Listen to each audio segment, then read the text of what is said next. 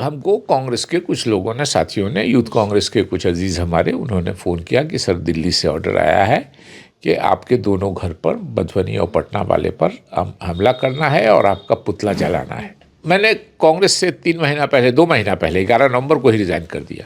मैंने 3 साल पहले ये अनाउंस कर दिया कि मैं अब ज़िंदगी में कोई चुनाव नहीं लड़ूंगा, कि चूँकि वो मिलती थी लोगों से इसलिए उनको जानकारी रहती थी।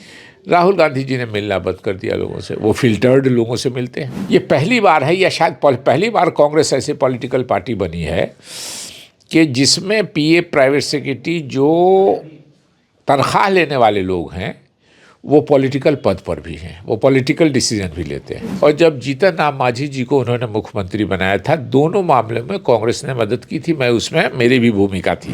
कांग्रेस के वरिष्ठ नेता और पूर्व केंद्रीय मंत्री जो कभी कांग्रेस के शीर्ष नेतृत्व के फैसलों में शामिल हुआ करते थे, राहुल गांधी के बेहद करीबी हुआ करते थे, आज उन्होंने साफ तौर से कह दिया है कि कांग्रेस में उनको डर लग रहा है, कांग्रेस के जो शीर्ष नेतृत्व हैं उन पर हमला करवाना चाहते हैं। खास बातचीत के लिए हमारे साथ खुद शकील साहब मौजूद हैं। शकील साहब, आपने जो ट्वीट किया कि कांग्रेस के शीर्ष नेतृत्व आपके घर पर आक्रमण कराना चाहते, क्या है पूरा मामला? देखिए, पहले तो डर की बात नहीं होनी चाहिए कि कितनों शीर्ष नेतृत्व कुछ कहेगा, बिहार के कांग्रेसी मुझ पर हमला नहीं करेंगे। बिहार के जो यूथ कांग्रेस के लोग हैं, ये सब मेरे भाई भतीजे हैं, अपनी ज़िंदगी भर साथ रहे हैं।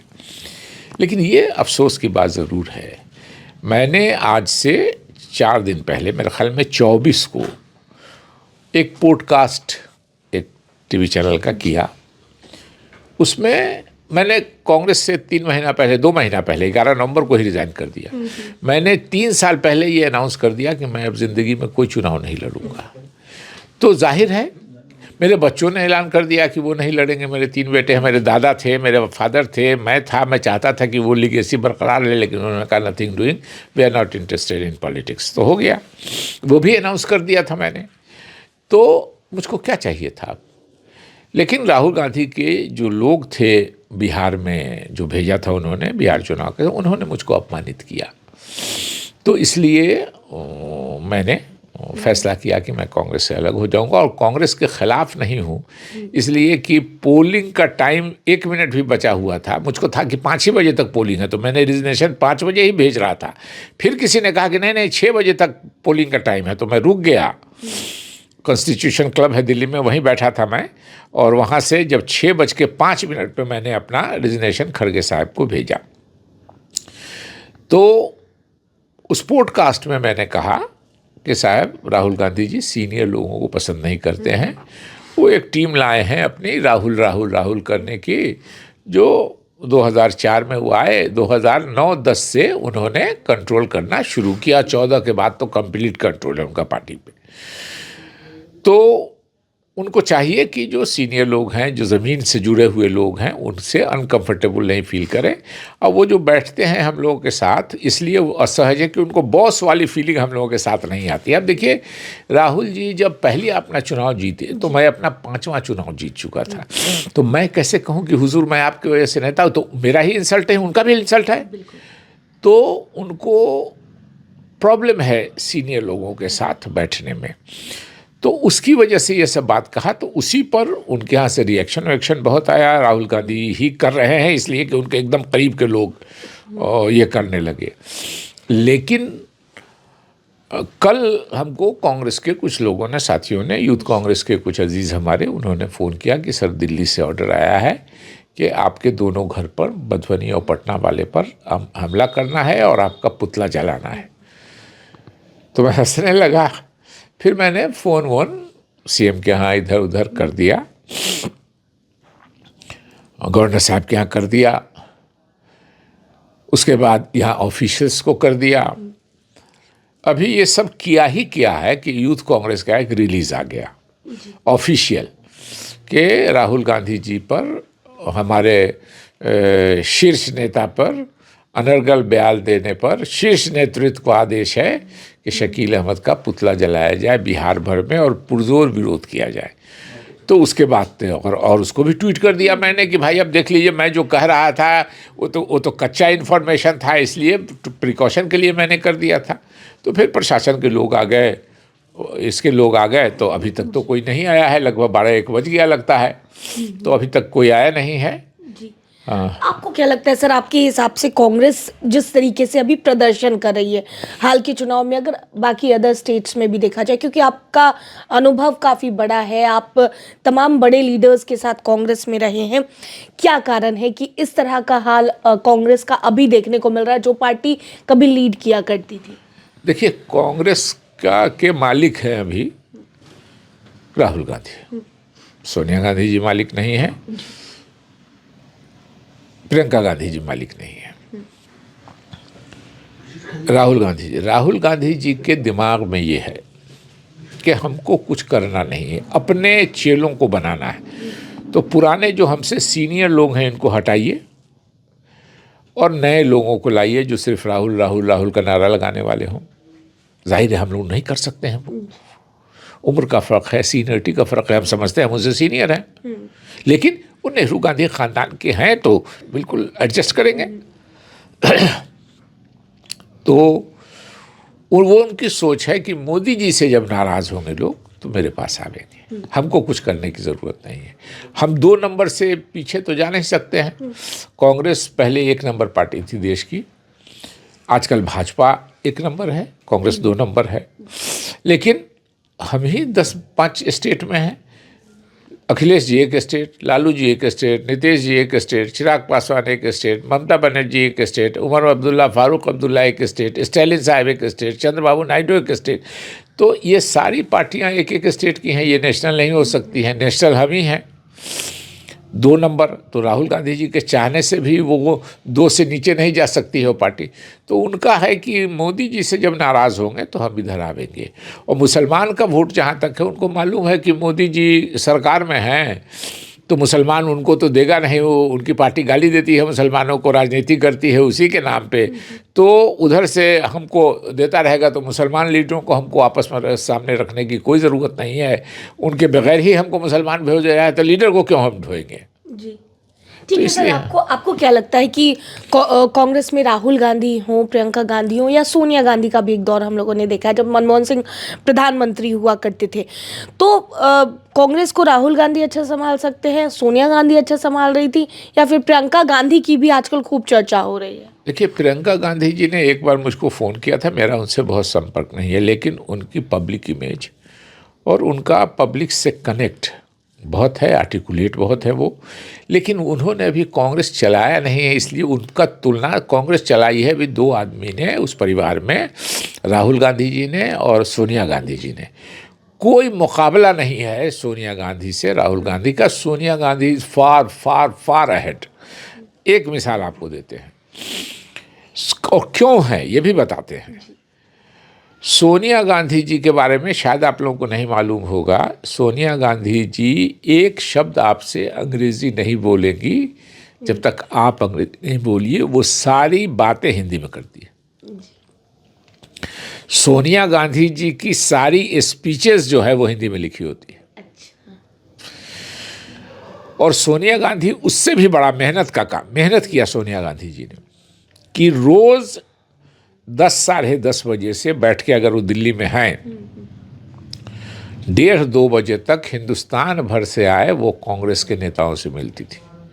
हम लोग कोई बहुत बड़े देश के नेता नहीं थे, एक अध्यक्ष थे, एक जगह मंत्री थे, हम लोग भी मिलने जाते थे। वो चूँकि मिलती थी लोगों से तो हमारे पक्ष के लोग भी मिलते थे, हमारे विपक्ष के लोग भी मिलते थे, तो उनको खबर रहती थी।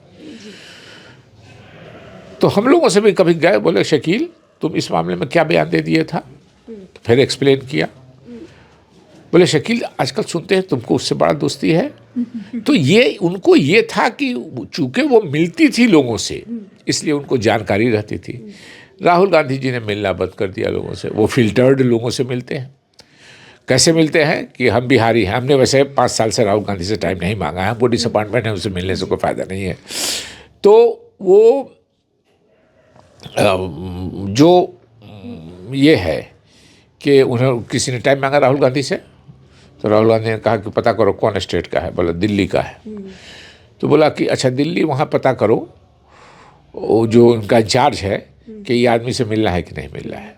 उसको अगर इंचार्ज से बात उसको अगर कह दिया कि कहीं मेरी शिकायत करेगा, ये कोई ठीक नहीं है, या जो मेरा चेला है उसका ये खिलाफ है, तो कह दिया मत आइए। उसने अगर कह दिया कि मिलना है तभी मिलते हैं, तो उनको कोई जानकारी नहीं है जी, मतलब जमीन से कनेक्टेड नहीं है बिल्कुल।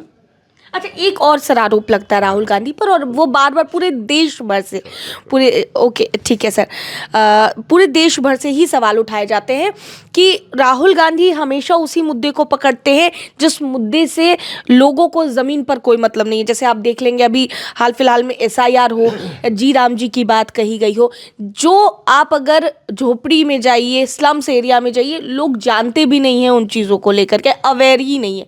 तो इस आरोप को कितना आप सही मानते हैं? देखिए, राहुल गांधी जी कुछ लोगों के साथ घिरे हुए हैं।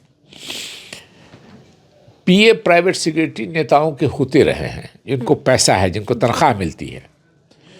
ये पहली बार है, या शायद पहली बार कांग्रेस ऐसी पॉलिटिकल पार्टी बनी है कि जिसमें PA प्राइवेट सिक्योरिटी जो तनख्वाह लेने वाले लोग हैं वो पॉलिटिकल पद पर भी हैं, वो पॉलिटिकल डिसीजन भी लेते हैं।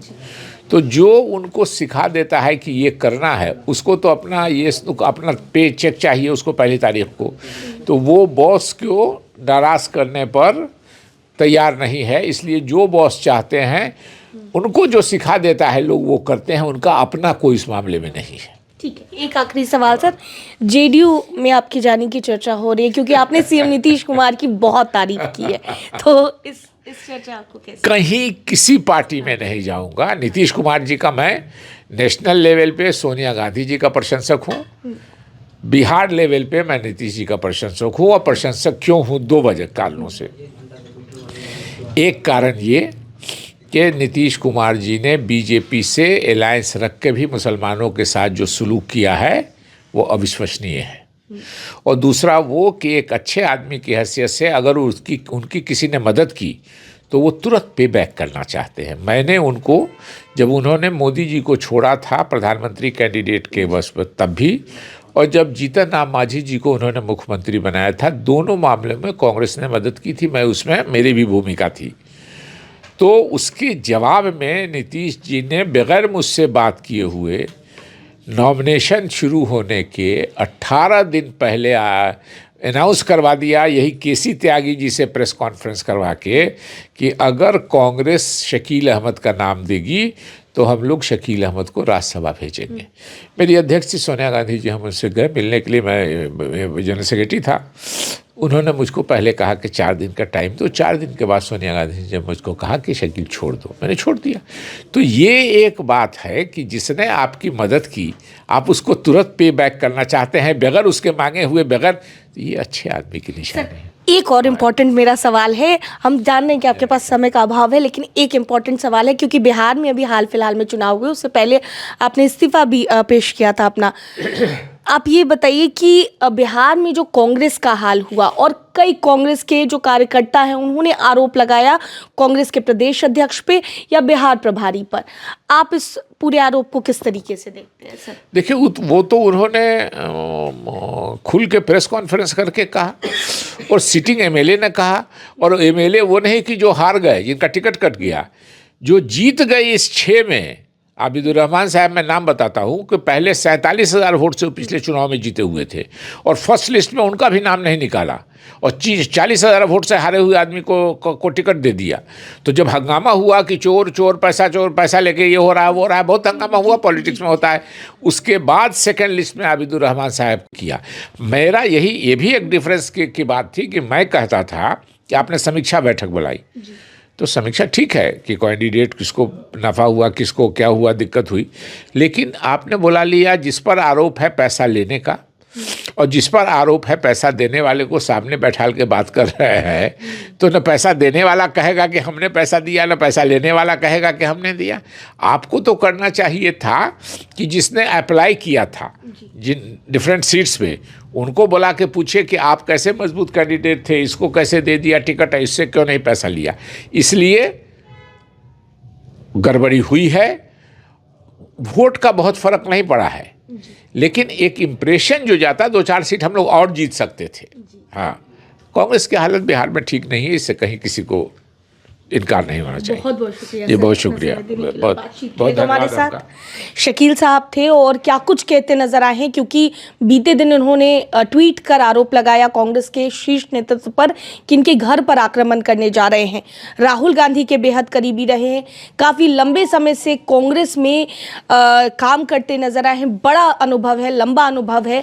ऐसे में आज क्या कुछ कहते नजर आए हैं इन तमाम मसलों पर आप सुन रहे थे। कैमरा पर्सन बबलू के साथ मैं दक्षा प्रिया, दर्श न्यूज, पटना।